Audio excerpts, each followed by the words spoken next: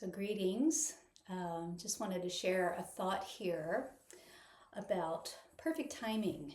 And I am on, as of today, which is September 14th, 2025, I am on day 40 of a 100-day Qigong challenge, wherein I am doing a particular routine called the 8 Pieces of Brocade every day for 100 days. And when you're doing the same routine over and over again, obviously you can certainly check out from the repetition, or you can get very interested and curious about a multitude of things and how we do a movement and how we breathe, and just staying with something with curiosity, especially if it's a repetitive kind of activity, can be very enlightening.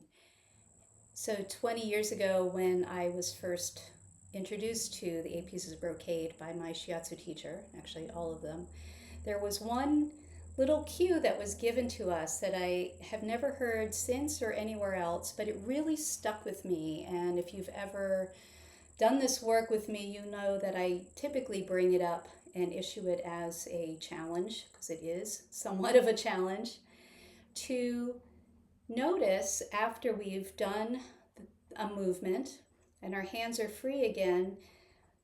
Very often something will occur, our shirts will ride up, hair will be in our face, something will have shifted, and as soon as our hands have the ability, or even before, we start putting ourselves back into order, which snaps us out of the momentum and out of the rhythm and out of that mind-body connection.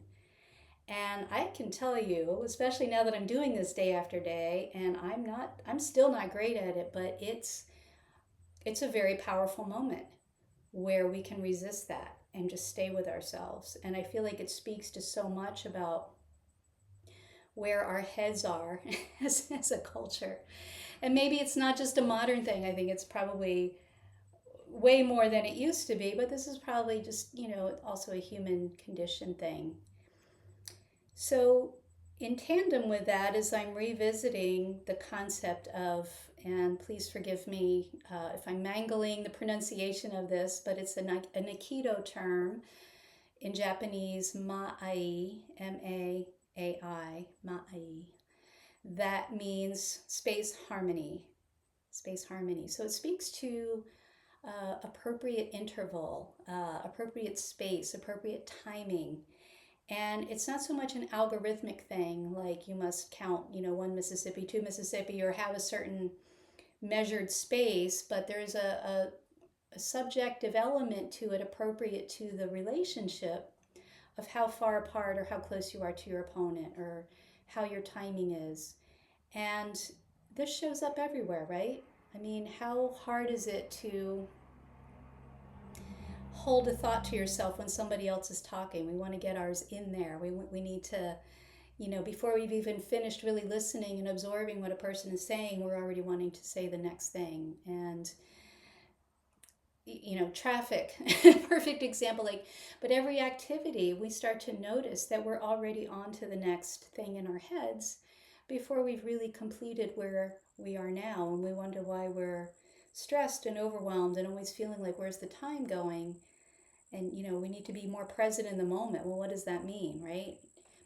And so the practice of Qigong has really illuminated for me how we can or cannot stay with the movement as we are doing it and waiting for the Qi to settle, waiting for the breath to complete, waiting for the weight and the center of gravity to recalibrate itself before we go to the next move. And it's a small thing, but I think it's a really powerful thing. And so I want to just share with you one of the pieces, one of the movements, and we'll experience this for ourselves, right?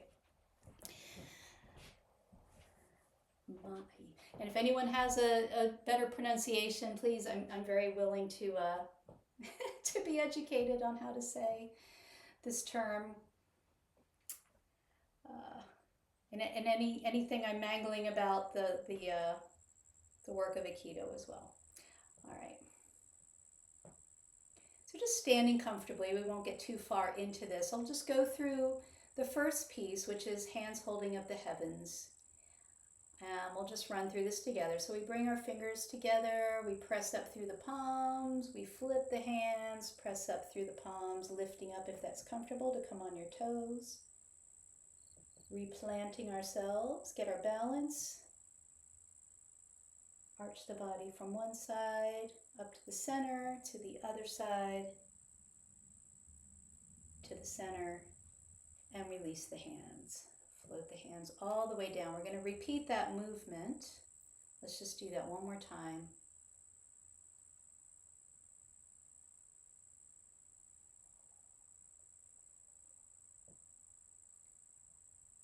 Coming down, side to side. Now this movement has a lot of different segments, so there's a lot of opportunities to either stay with yourself or leave yourself, but let's just start with the most often piece right here is when we complete the move, now we want to come back and just pull ourselves back together.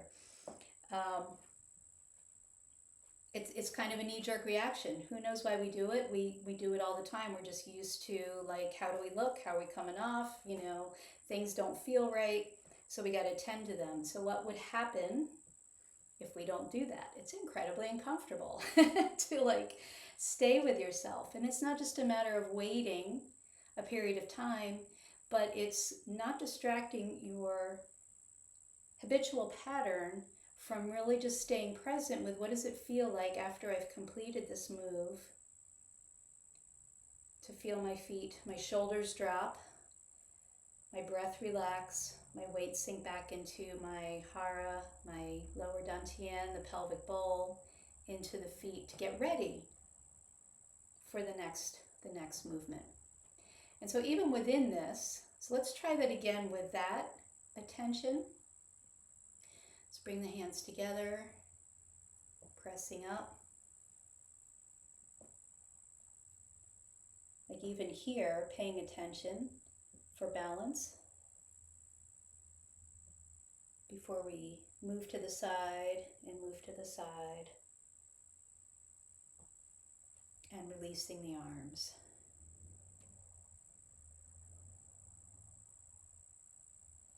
And just pause.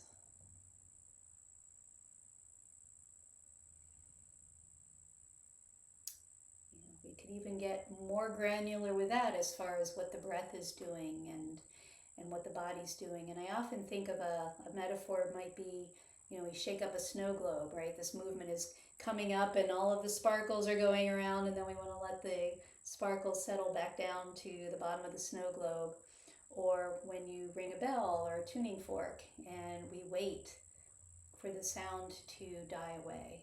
There's a moment there of paying attention to the feeling of that movement being really complete. And this takes practice, right? But even within this movement, we have a lot of points wherein we can make shortcuts, as we come back around. If you already know, like, okay, I'm going to come to here and I'm going to put my hands up again, we might start cutting corners. We might just grab our hands here, or we just let them kind of flop down rather than really staying with the floating and feeling the shoulders drop and the arms, and we're not completing the move and we're not stopping, we're staying with it, but we really feel the bottom of that circle before we come into the next repetition. Okay, so here we go. I always complete each part of the series with a breath in, with a breath out, and really just stay with